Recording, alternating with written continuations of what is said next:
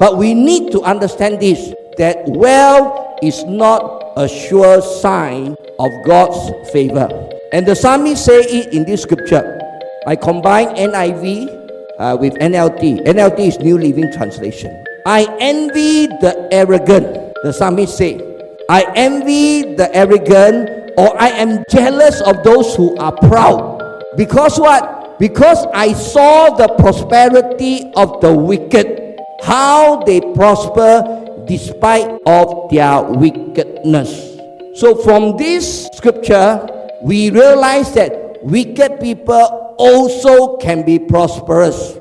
In fact, if I ask you the question, in this world, most of the wealth are in the hands of the wicked or in the righteous?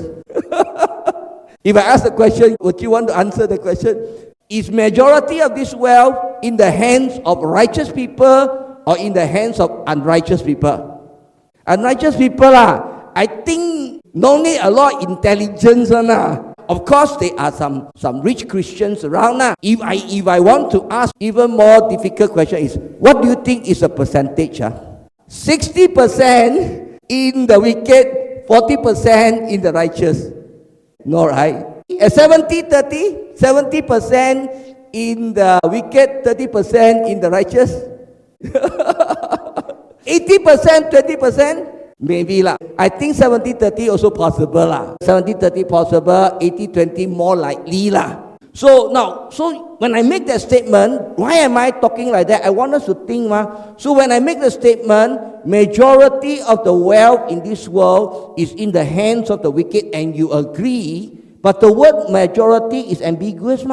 So therefore, I push it further to a percentage. So when we understand like that, then we realize that a lot of wealth is in the hands of the unrighteous. Coming back to our main point is that in our heart, we must be at rest. That wealth is not a sure sign of God's favor. Okay, let's look at this discussion question and see whether we are warmed up to talk a little bit or not. Why do some people have the wrong perception that prosperity is a sign of God's favor? Let me take one step back first. So do you agree that some Christians think that wealth is God's favor, a sign of God's favor? Do you agree or not? A lot of Christians think like that, or very few Christians think like that? Okay.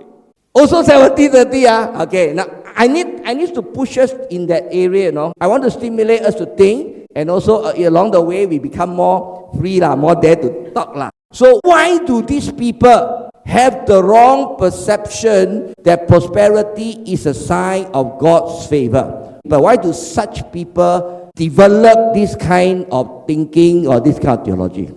You know what I'm trying to say? So it is the prosperity preaching or teaching that actually contribute to the thinking in many Christians. Why some people think like that? That prosperity is a sign of God's favor. It is the prosperity preaching that actually contribute to the thinking